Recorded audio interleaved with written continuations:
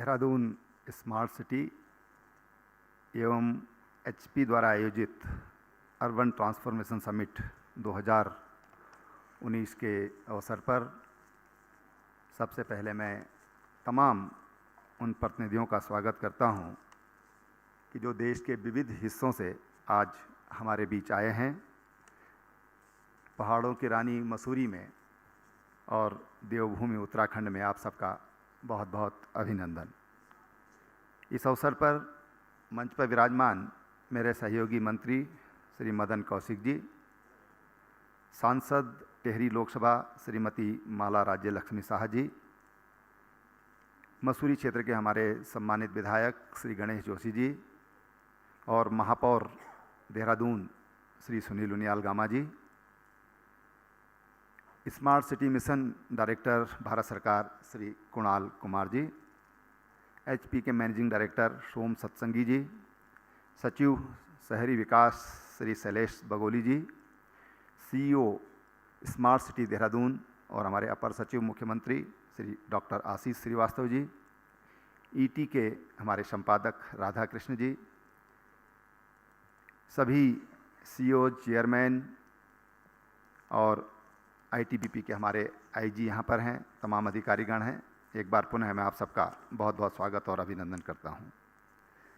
मैं समझता हूँ कि ये समिट हमारे जो स्मार्ट सिटीज़ के सीईओज हैं, आप सबके द्वारा जो प्रयोग और जो कार्य अपने क्षेत्रों में किए गए हैं, वो नॉलेज हम लोग आपस में ट्रांसफ़र करेंगे। उससे जो हमारी देहरादून स्मार्ट सिटी के लिए जो हमारा सिलेक्शन हुआ है, उसमें आशीष जी ने बहुत बेहतरी से काम किया है। मैं समझता हूँ कि जिस गति से और जिस जील के साथ उन्होंने काम किया है, उसी का परिणाम है कि 99 नंबर से हम 32वें स्थान पर पहुँचे हैं। मैं उनको बहुत बधाई देता हूँ। एक हमारी और आईएएस हैं, युवा श्रीवास्तव नाम है उनका। हमने कहा वृक्षारोपण करना है और पूरी वैली पे करना है, कितना दिन लगेगा? बोले सर 1 हफ्ता लग जाएगा। मैंने कहा 1 दिन में नहीं हो सकता। बोले साहब सोचना पड़ेगा। फिर मैंने कहा 1 घंटे में नहीं हो सकता। सब कैसे होगा? मैंने करना है 1 घंटे में। 2.25 लाख पौधे लगाने हैं और 1 घंटे में लगाने हैं। और 1 घंटे में 1.5 लाख का लक्ष्य रखा गया था। 1,67,000 पौधे लगाए और बाकायदा ड्रोन लगे हुए थे। ड्रोन के सर्वेक्षण जैसे इलेक्शन की बुलेटिन जारी होती है, ऐसे बुलेटिन जारी होता था कि इतने वृक्ष यहाँ पर लग गए, इतने यहाँ लग गए। और उसी जगह पर इस साल 1 घंटे में 2,24,723 पौधे लगे। जब हम स्मार्ट सिटी की कल्पना करते हैं, उससे सोच बदलती है, उससे हमारी जो काम करने की जो जिज्ञासा है वो बढ़ती है कि हम इसको कैसे कर सकते हैं। मैं अपने अधिकारियों से कहता हूँ बार बार कि हम देखते कई बार किसी काम को सालों लग जाते हैं, लेकिन हम अगर टारगेट देते हैं कि 1 हफ्ते में होना है, तो आज तक कोई काम ऐसा नहीं हुआ है कि जो 1 घंटे में ना हुआ हो या 1 हफ्ते में ना हो। जो टारगेट हमने तय किया है उस पर ना हुआ हो। पिछले साल यहाँ पर इन्वेस्टर समिट हुआ था, बहुत बारिश थी और लग रहा था कि कैसे हम लोग, हमारे अतिथि आएंगे देश दुनिया से, देसी विदेशी हमारे अतिथि आ रहे हैं, इन्वेस्टर्स आ रहे हैं। बरसात के तुरंत बाद हम ये आयोजन कर रहे हैं, प्रधानमंत्री जी उसमें आने वाले हैं, सेंटर के अनेक मिनिस्टर उसमें आने वाले हैं, कैसे होगा? लेकिन मैंने ये देखा कि 1 सप्ताह के अंदर लोग कहने लगे देहरादून सिंगापुर बन गया है। रात दिन एक मेहनत करके और पूरा जो काम होना था कंप्लीट वर्क कर दिया गया। बारिश के बावजूद पूरा काम बेहतरी से कर दिया गया। और मैं समझता हूँ कि हमारे प्रधानमंत्री जी की जो सोच है कि कोई भी काम ये समय पर प्रारंभ होना चाहिए, समय पर समाप्त होना चाहिए, और एक सोच बदली है हमारी। आज जब हम उत्तराखंड में बात करते हैं, सामान्यतः योजनाओं का साथ 1.5 साल लगेगा। छोटी योजना हो चाहे बड़ी योजना हो, कार्यवधि 18 महीना। भाई 18 महीने का ये काम 9 महीने में क्यों नहीं हो सकता? हम सिंगल शिफ्ट की क्यों कल्पना करते हैं? हम डबल शिफ्ट की क्यों नहीं सोच करते कि डबल शिफ्ट में हम काम करेंगे? आज 24 घंटे बिजली हमारे पास है, क्यों नहीं रात को काम हो सकता है? और इसलिए मैं समझता हूँ कि जब प्रधानमंत्री जी की जो स्मार्ट सिटी की जो परिकल्पना है भारत के अंदर, उससे देश की सोच बदल रही है। हमारी जो नई जनरेशन है वो उससे आगे सोच रही है। मैं आपको एक उदाहरण देता हूँ। मैं एक छोटी सी जगह रुद्रप्रयाग है गढ़वाल में, मैं वहाँ पर गया। एक बच्चे ने कहा साहब मैंने स्मार्ट सिटी का मॉडल बनाया है, आप उसको देख लीजिए। मेरे वहाँ के जिलाधिकारी ने भी कहा कि आप उसको देख लीजिए। 7वीं क्लास का बच्चा, और उसने स्मार्ट सिटी का मॉडल बनाया हुआ। मैंने कहा बेटा कहाँ पढ़ते हो? तो उसने बताया मैं यहीं पर गवर्नमेंट स्कूल में पढ़ता हूँ। तेरे पिताजी क्या करते हैं? पिताजी की छोटी सी चाय की दुकान है। माँ क्या करती हैं? कि माँ कुछ नहीं करती हैं, माँ घर का काम देखती है, गाय भैंस हैं उनको पालती हैं, हमको करती हैं। मैंने कहा तेरे गाइड कौन है? बोले गाइड कोई नहीं है। तो तूने अपने आप परिकल्पना की है? बच्चे ने स्वयं कैसे ड्रेनेज सिस्टम होगा, कैसे सोलर से एनर्जी जनरेट की जाएगी, कैसे उसने घरेलू घर में जो पानी का पाइप होता है प्लास्टिक वाला, उससे उसने टरबाइन चला करके उसने बल्ब जलाया मेरे सामने। 7वीं क्लास का बच्चा।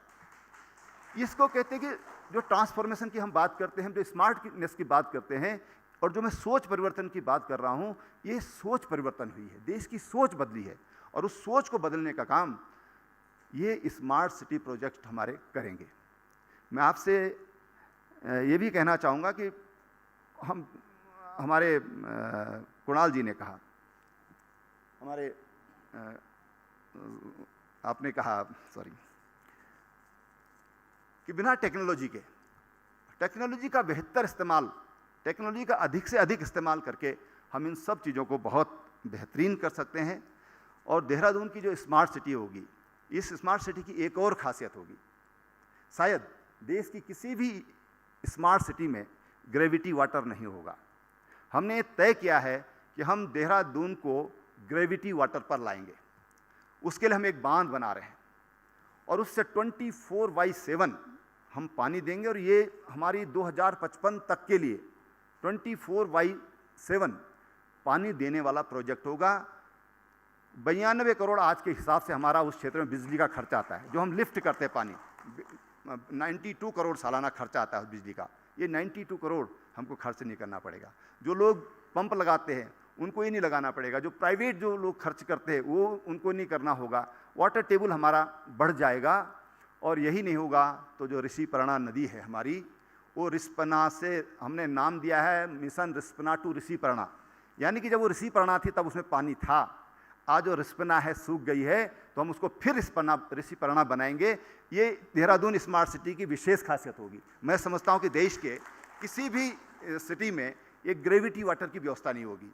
और यही नहीं, हमारी सोच जिस पर हम काम कर रहे हैं, एक डैम हमारा बनना शुरू हो गया, 29 गांव सभाएं हमारी ग्रेविटी वाटर पर आ जाएंगी और 7 करोड़ रुपया सालाना उसे बिजली का खर्चा बचेगा।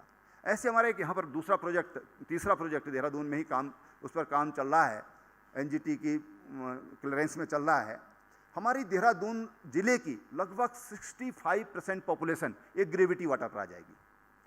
उससे कितना सामाजिक आर्थिक उसका प्रभाव पड़ेगा और लोगों की सोच बदलेगी। मैं समझता हूँ कि उसकी परिकल्पना अभी हम लोग नहीं कर सकते हैं।